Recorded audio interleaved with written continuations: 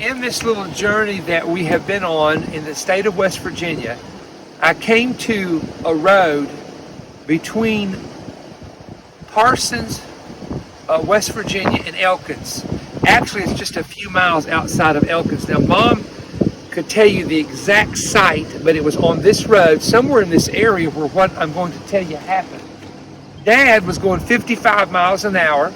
I was in the front seat. Mom was in the front seat. Dad was driving. There were two hitchhikers in the back.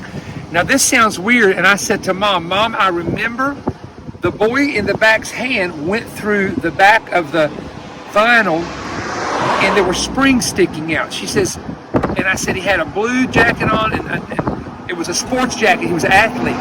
She said, how do you remember that? I said, it must have been so traumatic that I remember it. And I was like 2.5 years old. So Dad's coming down the road here, okay? And I'm just going to point this area out. And the reason I am is because there's a house I stayed in after the wreck up here. 55 miles an hour. He looks, turn around here, and there's a guy right down here that is talking to a girl actually on the side, but Dad is going so fast. Look at his car. How much time do you have when you see a car stop? He was getting ready to pass, and a truck came. Hit the truck head on, or hit the guy from behind. 55 miles an hour, he put on the brakes. And if you have that book now, can be told, that's the only pictures that we have of the car wreck. I'll show it to you, but I just don't have that book with me. Mom's head went through the windshield. She broke her knee. Dad bent the steering wheel completely over. The two boys in the back would fall. This is before seatbelts. And right before the wreck, right up on the hill, Dad said, I said to your mother, Perry is standing up. If we would have a wreck, he'd go through the windshield. Make him sit down. And Dad said he remembered that when the car was about to hit, when our car was about to hit the other car, he put his hand out like this, and that's probably what saved my life. I hit the dashboard so hard, it knocked both of the little white shoes off my feet.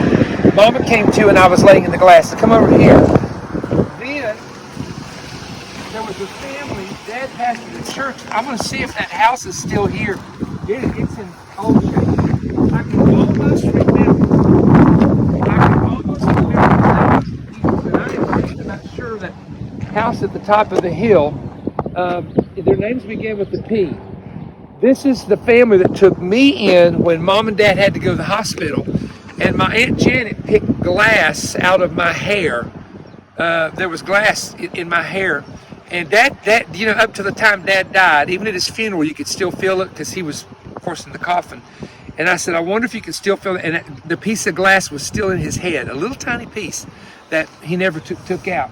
This is where the enemy tried to kill me. My daddy said, before he died, he said, son, I always thought that accident right outside of Parsons, or outside of Elkins. Elkins is this way, Parsons, West Virginia is this way. That's where I was born, by the way. We're just taking all kinds of video. I really wanted to take these for myself and tell the stories, and I thought, we have so many thousands of good partners and friends that have heard me tell these, and to be able to go there is pretty interesting. And he said, I always thought that was about the enemy trying to kill me before I pastored that church, but he said it wasn't. It was about the devil trying to kill you. And of course he didn't, because when the Lord has purposes, he can put supernatural help to help anyone if there's purposes there. Now, so what we're going to do, when I saw that house, I said, that's got to be it, because I remember the hill. And watch me about a mile up the road past the real place. No, this is where it was. But this is the road it happened on, is my point.